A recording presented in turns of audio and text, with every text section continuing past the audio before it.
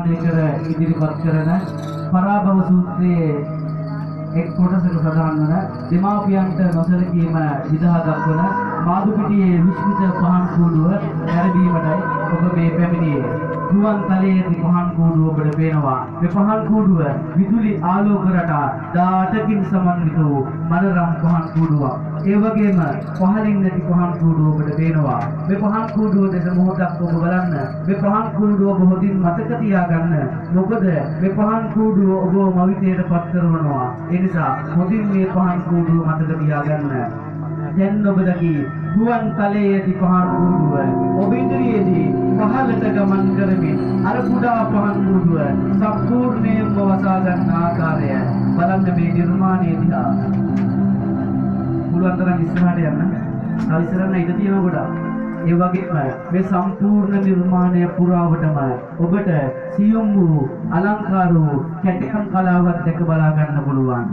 කලාකරුවා ඇතුළු තරුණ කැල නිර්මාණය කරනවා සියුම් වූ අලංකාර කැටයම් කලාවක් මේ සම්පූර්ණ පහන් කූඩුව පුරාවටම. ඒ වගේම තව සුළු මොහොතකින් ඔබට දැක බලා ගන්න පුළුවන් මේ කතා පුවතට අදාළ සියලු රූප රාමු දර්ශන පතයට පැමිණෙන ආකාරය.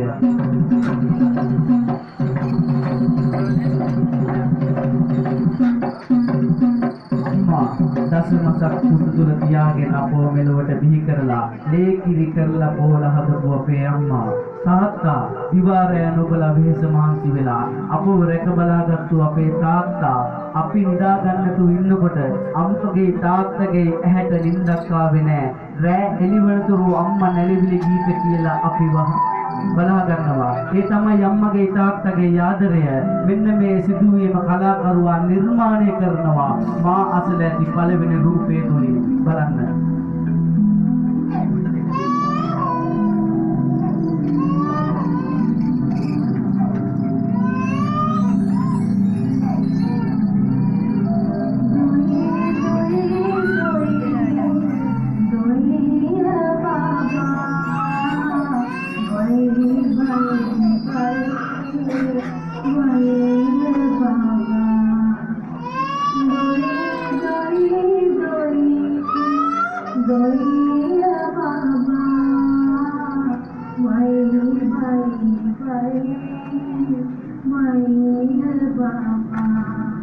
අම්මගේ තාත්තගේ ආදරය රැකවරණය මැද හැදෙන දරුවා පාසල් යන අවධියට පැමිණෙනවා.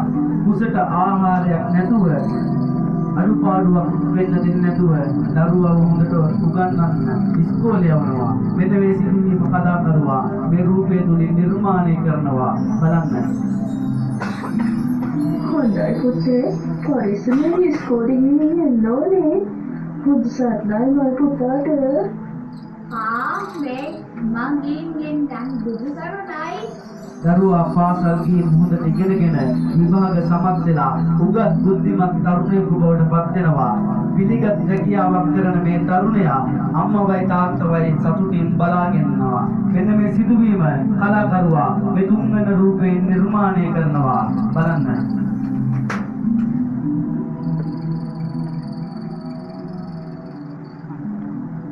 මේ මාසේ වඩේ නම් මගේ වැඩවලට විතරම නෙවෙයි දාන්නේ. මේ මාසේ වඩේම තමයි සතුටු ගන්න මොනවද කරන්නේ. අම්මගේ තාත්තගේ සතුටු කරන දරුවා නිසි කල වයසේ ලැබුණාට පස්සේ යුග දිවියට පත් වෙනවා. මේ සිදුවීම කලාකරුවා නිර්මාණය කරනවා මේ රූපය තුලින්. බලන්න.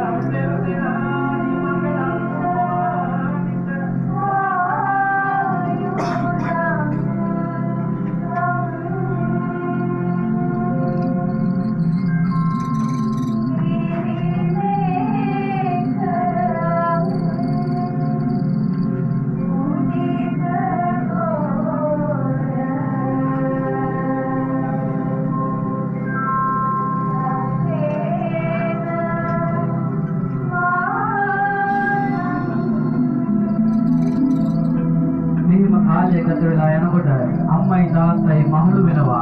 අම්මලා තාත්තලාගෙන් සිදුවන සුළු සුළු වැරදි අඩුපාඩු නිසා වර්තමාන සමාජයේ ප්‍රශ්නයක් වුණ නැන්දම්මා සහ ලේලිය අතර ඇතිවන ආරවුල නිර්මාණය වෙනවා. මෙන්න මේ සිදුවීම කලාකරුවා මේ රූපය තුලින් නිර්මාණය කරනවා. බලන්න. මම මේ ගෙදර උයන පාරක් වුණා කියලා මහත්තයා කොහොමද දැනගත්තේ? අම්මලා තෝරන ටිකක් නෑනේ හැම දෙයක්ම කියනවනේ. මේ ගෙදර නම් මට කවදාවත් සැනසීමේ කිසි දෙයක් වෙන්නේ නෑ.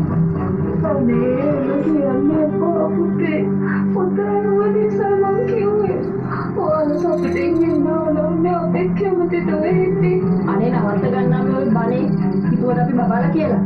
මම දන්නවනේ අම්මලාගේ බහූත වැඩ ඒව ගැන කතා කරලා වැඩක් නෑ. අම්මට සතුට ඕවා කර කර ඉන්න නම් බලමුකෝ කොච්චර කාලයක් ඔබ කෙල්ලක් ඉන්නේද කියලා. නැන්දම්මා සහ ලේලිය අතර ඇති වුණ ආරවුල උග්‍ර අතට ඇරෙනවා. සමාගයේ පුතා ළඟ ඉන්න තියෙන අවස්ථාව මේ අම්මටයි තාත්තටයි නැති වෙනවා. මේ අම්මයි තාත්තයි ඊට පස්සේ මොකද කරන්නේ?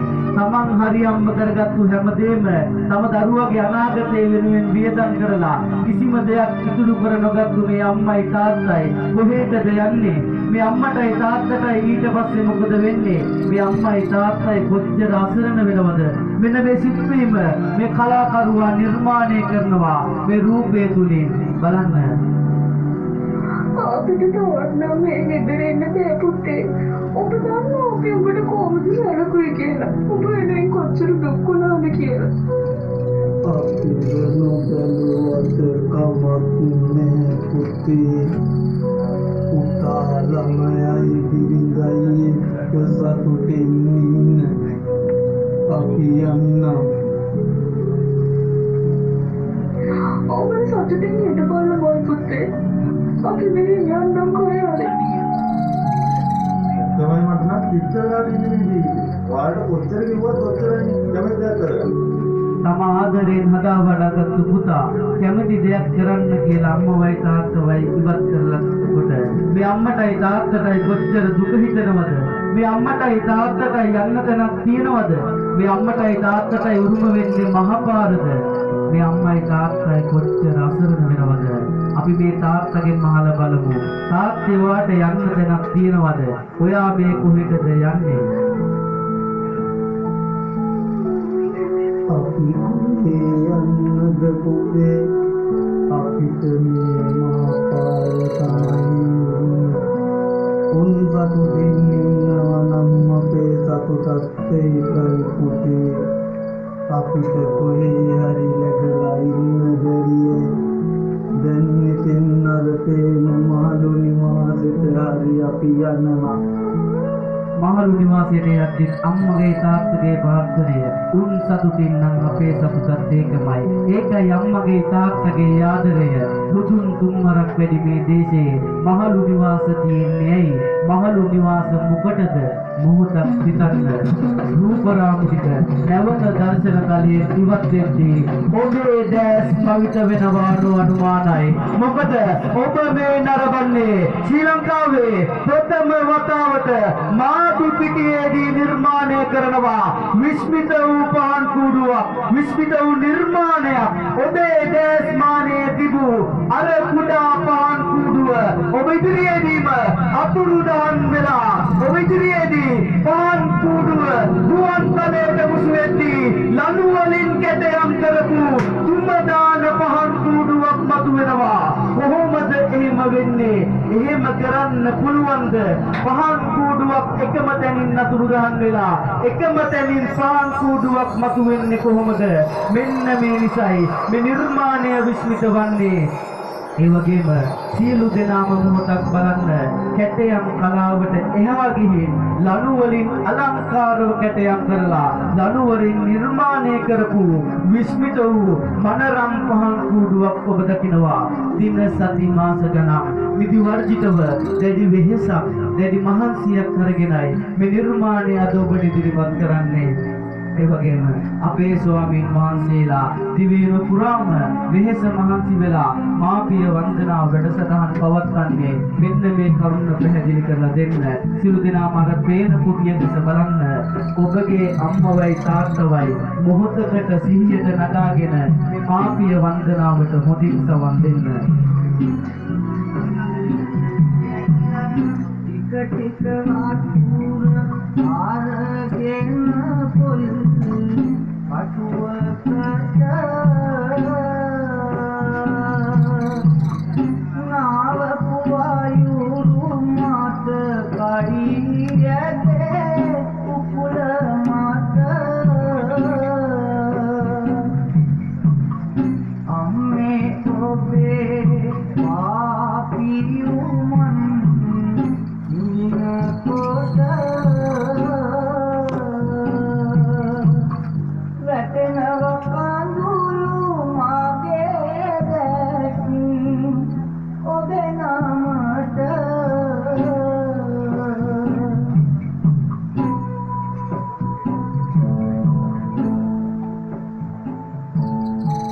අදුයාට රසට කෑම බීම හදලා ආදරෙන් කවල පොවල බලාගත්තට කවදා හරි දවසක ඔයාගේ අම්මත් වයසට යනවා මගේ දුවේ.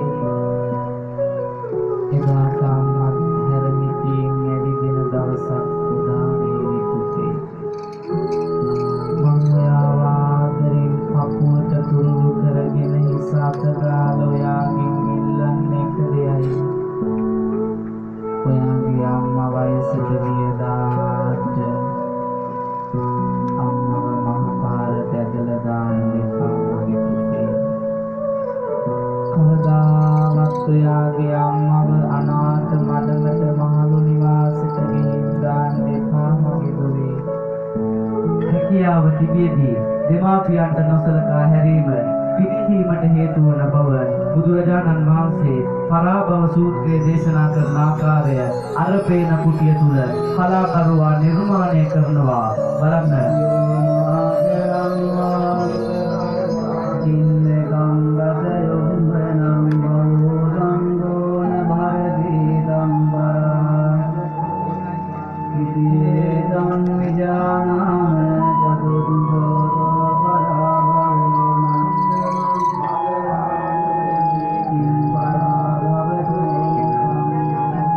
සියලු දෙනාම දොහොත් මුදුන්දී සාදුකාරයක් දෙන්න. හැකියාව තිබියදී දෙමාපියන්ට නොසලකා හැරීම පිරිහීමට හේතුවක් වෙනවා. මේ ධර්මතාවය හොඳින් තේරුම් ගන්න. එයයි මේ කලාකරුවා ඇතුළු තරුණ කෙනෙකුගේ උත්සාහය. කලාකරුවා ඇතුළු අපි සියලු දෙනාගේම දෙමාපියන්ට මේ පහන් කූඩු උපහාරයක්ම වේවා. ඔබගේ දර්ශන වාරය මෙතනින් නිමාවටපත් වෙනවා. ඊළඟ වසරේදී මීටත් වඩා විශ්මිත වූ නිර්මාණයක් අපි ඔබට ඉදිරිපත් කරනවා. එයත් නැරඹීමට පැමිණෙන්න ඔබ සියලු දෙනාටම සම්මා